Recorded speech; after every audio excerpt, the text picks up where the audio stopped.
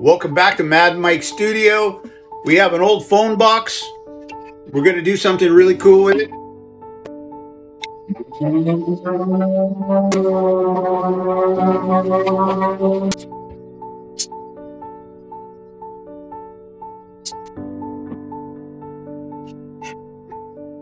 Okay, I put a coat of stain on it. It looks amazing. You see the tiger stripes on that?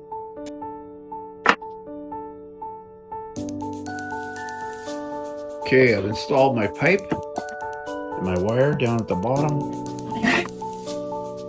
Looking good.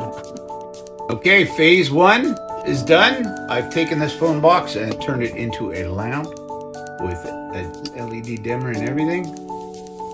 Stage two. Stage two is going to be involving this phone, some chain, some scrap metal.